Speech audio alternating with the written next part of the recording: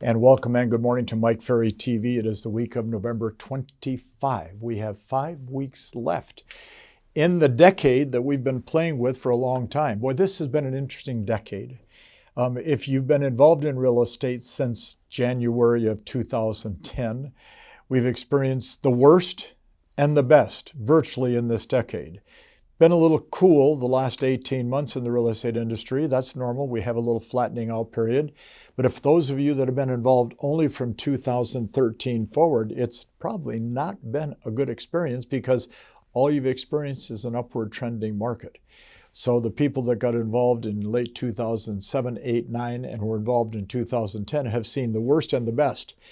We're going to help you become the best of the best in 2020 through writing a simple, straightforward, very important business plan for yourself. Now, I will say to you, we can put your entire business plan on 3 sheets of paper. 1, 2, 3. 3 sheets of paper, your entire business plan. We started doing this business planning back 1983, 84, it may have been 1982. And it's interesting that most of our competitors took that little 3-page plan and have turned it into 5 pages, 10. One of our competitors has a 45-page plan, which you're never going to fill out. You're never going to read it. You'll never complete it. So just stick with the simplicity of this. I'm not smart enough, according to my competition, to do anything complicated like give you a 45-page plan. But I'll tell you, our 3-page plan, if you complete it, and I want you to work on it now. Our clients, our coaching clients, have been working on this since September. We ask our coaching clients around mid-September to start completing their plan, get it into the hands of their coach by no later than the middle of October. That way they have a 15-month business plan that they're operating from. Because see, what we don't want in real estate is a big letdown the last part of November today and December in your terms of your emotional involvement, your mental involvement, your physical involvement in real estate. You got to work 11 to 11 and a half months a year to succeed at anything. You're always going to have 3-4 weeks off. Maybe it's 11 months. We got to keep you active during the month of December. So January, February, you have the cash flow you want to make sure that your life is operating correctly. Plus, if you're really strong in your approach, the last week of November and the next 3 weeks in December, if you celebrate Christmas, it's going to be a better Christmas for you and your family. So let's look at the business plan. 6 parts to the plan. Part A, a recap of what you did this year. Good or bad, right or wrong, high or low, productive, non-productive, an honest, in writing recap of what you've done. How many transactions did you close? How much gross revenue did you have? If you kept track of your expenses, how much did you have in expenses? What was your pre-tax net profit? How many listings did you take? How many listing presentations did you go on? What was the gap or difference? Okay, how many of your listings expired or canceled? How many buyer-controlled sales did you have? Okay, how many hours did you invest in prospecting? How many contacts did you make? Anytime you can look and in the rearview mirror and see what you've done, you're giving yourself a good guide for what you need to improve on or get better at for the next year. So the second part of our plan is the goals you've set for 2020. What kind of money do you want to earn? Do you want to have, if you made 80,000, do you want to make 120? If you made 230, are you trying to get to 300? What is the goal for income? What is the average commission check?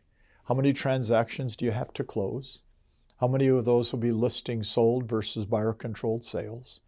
Where are you going to generate them from? How many hours you're going to spend in prospecting? How many contacts you're going to make?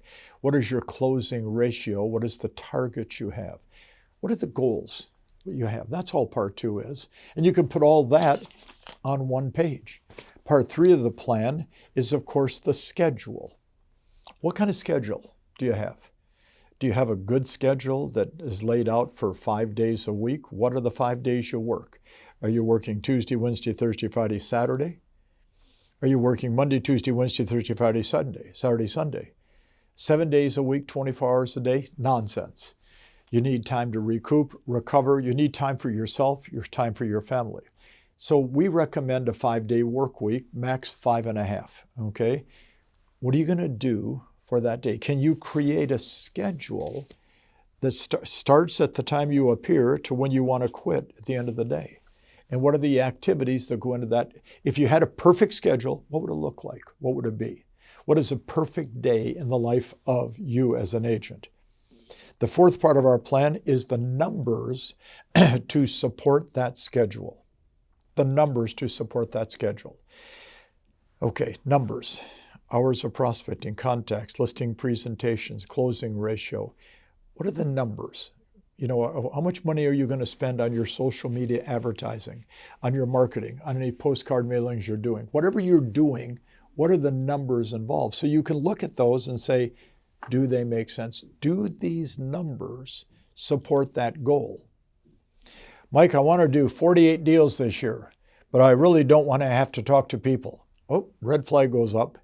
How are you going to support the 48 transactions if you don't talk to people? Numbers. Part 5, and of course, this is now the third page. What problems or concerns do you have in achieving the goal? Maybe you say to yourself, I'm not good at delegation. Maybe I need to hire a part-time assistant. Maybe I should use the company's transaction coordinator. Okay, maybe I should get a virtual assistant to operate with. What are the problems you're dealing with? Maybe I'm not good enough at customer service. Maybe I need to spend a little more time talking to my sellers once I list their property. Write down the 3 or 4 problems you face and the solutions to back them up so you can then proceed and have a better year. And then, of course, the last part of your business plan, the third page, part 2, where did the business come from in 2019? What were the sources? Okay, were they your database? Were they your past clients? Did you hold some open houses? Did you have some come and list me's? Did you do a postcard mailing, got a high response? Are you running ads on Facebook and you got 2 listings from that? Whatever source. So how do I find out the sources? I'm going to ask you to take all the listings you took, all the buyer sales that you had, and next to it, think about what the source was and write the source down. Because you want to see if it's duplicatable. Can you do it again? Can you get that same response? Plus, okay, so for example, an agent will say, I love knocking on doors, which, you know, is a method of prospecting. It's one of, 60 methods of prospecting we teach. All right, so you like doing it. Great.